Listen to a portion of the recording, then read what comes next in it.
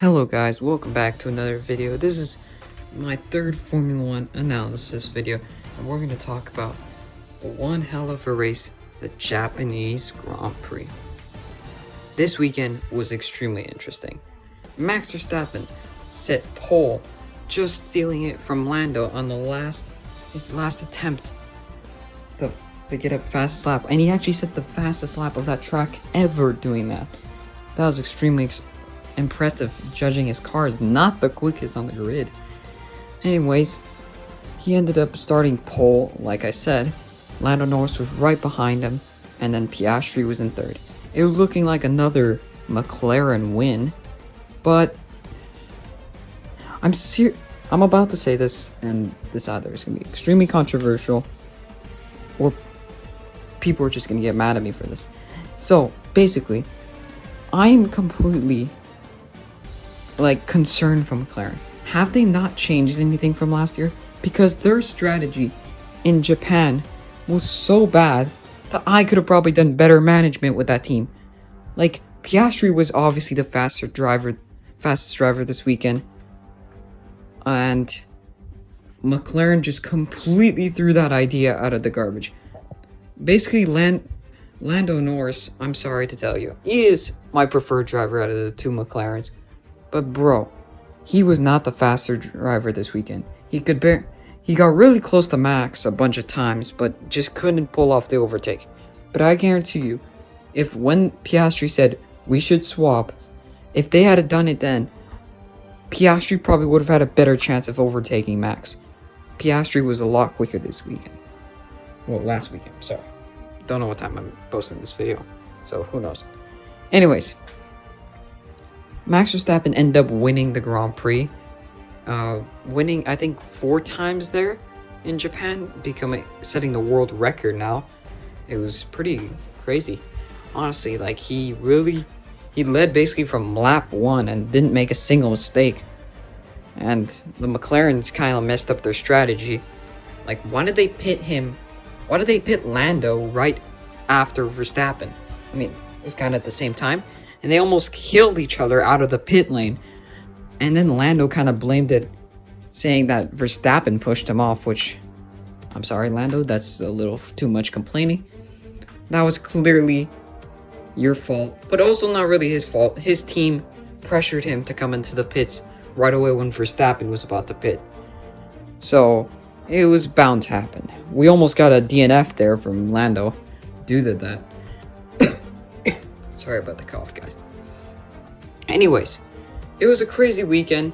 Not too much happened. Like, most of the drivers kept their position. Alex Albon and the Williams scored more points again. Wow, that Williams is having a pretty good season, honestly. Ferrari kind of did a Ferrari. I mean, Hamilton was not challenging for the win. Either was Leclerc. Russell, I think, finished 4th. I'm not sure. I'm pretty sure it's 4th. Anyways, it was it was a good weekend. It was good if you're a team like McLaren. Well, actually, McLaren fans are crying right now. But it was a good race to watch if you like watching the top 3. But if you're trying to support the underdogs, well, this just wasn't the weekend for you, because not much happened. Oh, my bad, though. I think Isaac Hadjar scored some points. I'm not sure if he did. I didn't check it. I'll pop it up on the screen if he did, but I'm pretty sure he did score some points, so good job for him. Anyways, on to the Yuki Tsunoda versus Liam Lawson. Liam Lawson out-qualified, what's his name, Yuki Tsunoda, and I was like, okay, maybe is it just the V-carb that's faster, or is Liam Lawson a better driver? In my opinion, I do not think Liam Lawson is a better driver. I think that V-carb is just a lot faster than the Red Bull.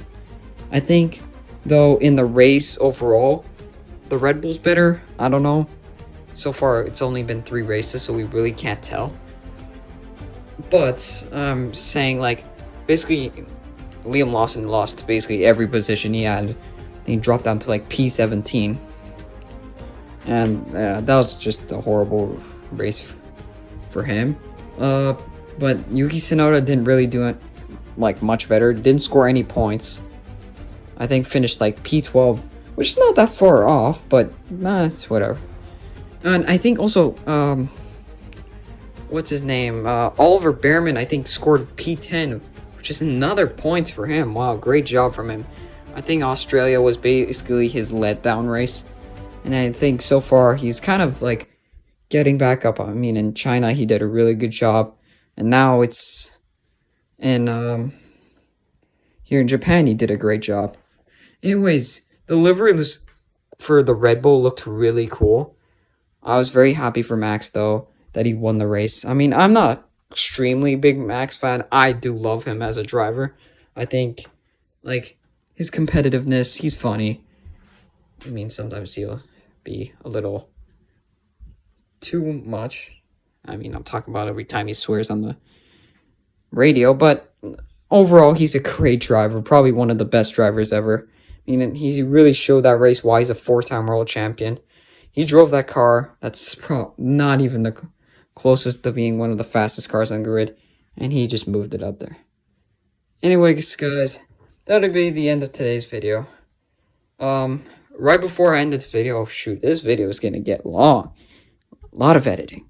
Anyways, all I wanted to say for the final thing is thank you guys so much for, like, all the views and subscribers I've been getting. We've been doing really well. And one last thing, Carlos Sainz got fined. My bad, not signed. $20,000. No, 20,000 euros. My bad. For literally, I think, not saying the Japanese national anthem or something. I don't remember what it was, but something in Japan. He got fined $20,000 for. And then what he said in an interview, I'll pop that picture on the screen. He literally swore and said, "I'll probably get fined for that." Epic baller move. Anyways, guys, see you in the next one. Goodbye.